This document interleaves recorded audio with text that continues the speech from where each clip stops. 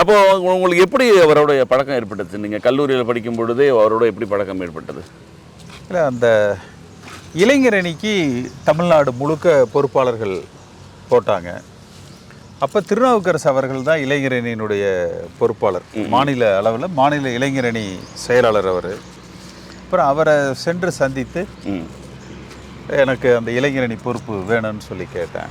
அப்போ கேட்கிற பொழுது பெயர்களெல்லாம் பரிசீலனை செய்து இறுதி முடிவு எடுத்து நான் புரட்சித் தலைவருக்கு அனுப்பிச்சிட்டேன். நீங்கள் வேணால் ஒரு லெட்டர் கொடுங்க, நான் அவருக்கு அனுப்புகிறேன். திருநாவுக்கரசு சொன்னார். அதுக்கப்புறம் என்னுடைய அந்த விவரங்கள், உறுப்பினர் அட்டை இதையெல்லாம் வச்சு அவர்கிட்ட ஒரு கடிதம் கொடுத்தேன். அதை தனியாக புரட்சித் தலைவர் எம்ஜிஆர் அவர்களுக்கு திருநாவுக்கரசு அனுப்பி வைத்தார்.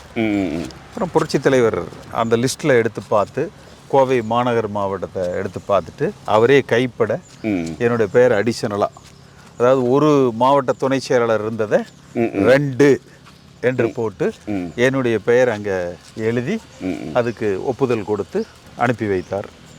அதில் இளைஞரணி மாவட்ட துணை செயலாளராக கோவை மாநகருக்கு நியமிக்கப்பட்டான்.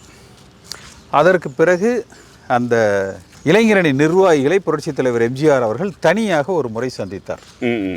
யாரும் கிடையாது. அப்போ அன்றைய காலகட்டத்தில் தமிழ்நாடு முழுக்க ஒரு 100-150 பேர் தான். அவங்கள மட்டும் சத்யா ஸ்டுடியோவில் வச்சு புரட்சித் தலைவர் எம்ஜிஆர் அவர்கள் சந்தித்தார்.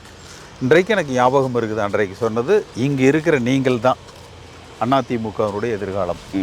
அப்போ உங்களுக்கு என்ன வயசு இருக்கும்? அப்போ 23, 24 அவ்வளோ. வந்து நீங்கள் தான் அதிமுகவுடைய எதிர்காலம். எந்த ஒரு சிரமங்களோ சோதனைகளோ இந்த இயக்கத்துக்கு எதிர்காலத்தில் வந்தாலும் நீங்கள் நின்று போராட வேண்டும் என்று சொன்னார்.